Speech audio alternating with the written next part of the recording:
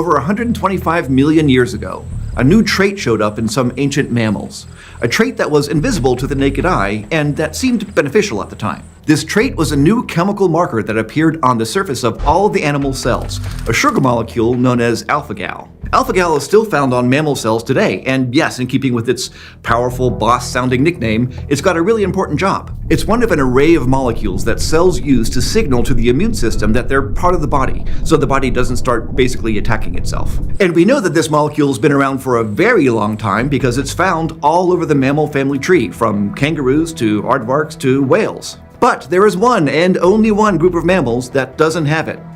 The catarrhine primates, which are the monkeys of Africa and Asia, the apes, and us. Around 20 to 30 million years ago, our ancestors stopped producing alpha-gal. And not only have we lost it, but we actively produce antibodies against this molecule, which no other mammals do. So what's going on here? Why did our lineage ditch an otherwise universal feature of mammal biology and start producing antibodies that target it? Well, this unique trait of ours might be the molecular legacy of an ancient catastrophe, an outbreak of a devastating, deadly pathogen. We can tell that the catarrhine primates, including us, lost alpha-gal sometime after we split from our common ancestor with the monkeys of the Americas, around 40 million years ago, because those other primates still produce it. And the ancient gene that makes it is still in our genomes today, lying dormant on our 9th chromosome, having been inactivated by mutations. So we have a pretty good understanding of when and how we lost the ability to make this molecule, but why it happened is a much more complicated question. After all, it's not like it left any hard evidence in the fossil record. And we've never seen it happen naturally in any other mammal. As far as we can tell, in the entire evolutionary history of mammals, it's only happened to our group. So we've had to turn to evolutionary theory and our understanding of the immune system to try to tease out this story. My first question is, what could turn the loss of alpha-gal into an advantage? Because, presumably this chemical was really useful to a lot of other mammals for a long time. So why would losing it end up being helpful enough that our ancestors ended up passing along the inactivated gene to their descendants? This has led to a fascinating but pretty dark hypothesis. We know that pathogens, especially really deadly ones, have been a major driving force in our evolution, thanks to the selective pressure they put on the populations they infect. And we know that our immune system is constantly being shaped by the pathogens it encounters, both over the course of an individual's life and over evolutionary time. That's kind of the whole point of it. So here's what might have happened. Around 20 to 30 million years ago, a deadly pathogen that had alpha-gal on its surface might have found its way into some ancient primates. And since both the host and the pathogen had the same molecule on their cells, the immune systems of those primates couldn't make the antibodies against the pathogen without also targeting their own cells. But in this scenario, a small number of individuals just happened to have mutations that inactivated their alpha-gal gene, so their cells didn't have that molecule on them. Now, random mutations happen all the time. They create the natural genetic variation that we see in every population. Sometimes they're harmful and are weeded out of the gene pool by natural selection. Sometimes they're neutral. And sometimes they confer a survival advantage. And this might have been one of those advantageous times, because the mutants that didn't have alpha-gal could then make antibodies that targeted the pathogen without mistakenly locking onto their own cells too. This would have allowed their immune systems to fight the pathogen, which potentially helped them survive and pass those genetic mutations along. Another possible scenario is that the pathogen used the host's alpha-gal as a kind of docking site to attach to and infect the host cells. In this case too, primates losing that molecule would have had better protection.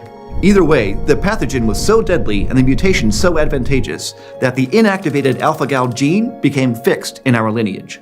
Meaning, the working version of the gene disappeared entirely from our gene pool as those that had it died out. So today, all catarrhine primates descend from those mutant survivors of that horrible outbreak. And we still carry their inactivated alpha-gal genes, as well as their ability to produce antibodies against it. In fact, antibodies that bind to alpha-gal are among the most abundant types of antibodies that we produce, which actually is one of the main reasons that we can't easily receive organ transplants from other mammals. Their cells and tissues are covered in alpha-gal, which our antibodies bind to and our immune system just rejects. Now, while this whole story works in theory, it's really hard to conclusively prove or disprove. Like so many things about the deep past, the story of alpha-gal is a working hypothesis.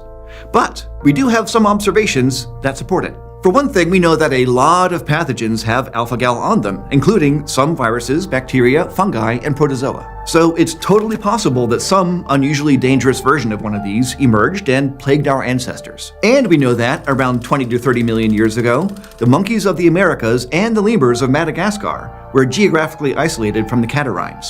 This may explain why those other primates still have alpha-gal on their cells. Because if the outbreak was restricted to Eurasia and Africa, then they wouldn't have been exposed to the pathogen, so they weren't subjected to the selective pressure that drove the loss of that molecule in our lineage. And we could also look to modern experiments to try to fill in the missing pieces of this puzzle. For example, researchers deactivated the alpha-gal gene in pigs in the lab, and they found that those pigs almost immediately started producing antibodies against the molecule. And this is a lot like what's thought to have happened in the ancestors of catarrhines 20 to 30 million years ago. Those with the mutant deactivated version of the gene were innately able to produce antibodies against alpha-gal. And the advantage of that change in protecting against pathogens? Well, we can test that in the lab too. Researchers have knocked out the alpha-gal gene in lab mice. Then they infected them with pathogens that have that molecule and then measured how well the mice could resist them. And those mice turned out to be better able to resist infection by protozoa and bacteria. But they also found that this came at a cost. Those mice stopped being able to reproduce earlier in their lifespan than normal mice. This seems like a classic evolutionary trade-off. And it's entirely possible that the loss of alpha-gal led to the same trade-off in our primate ancestors as it does to mice in the lab. Those primates would have had better protection against pathogens with alpha-gal, but on the other hand, they might have had fewer offspring. Now, as for whether this still affects us, we don't actually know. I mean, a lot of evolution has taken place between now and then. So we might be compensating for our shortened reproductive lifespans, if we do indeed have them, in other ways. And this trade-off may partly explain why the total loss of alpha-gal has been so rare in mammals. It takes a really nasty pathogen, and one that uses a particular molecule, for such a loss to be beneficial.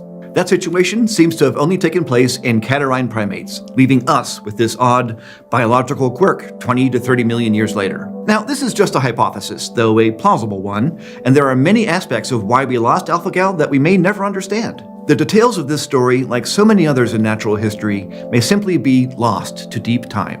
But it only further proves that for literally billions of years, our ancestors have had to contend with all sorts of deadly pathogens. And the evolutionary pressures they put on us have shaped our genes, our cells, and our bodies in ways that make us who we are today. Now, as bad as this pathogen sounds, there have been others. So check out our episode, The Pandemic That Lasted 15 Million Years.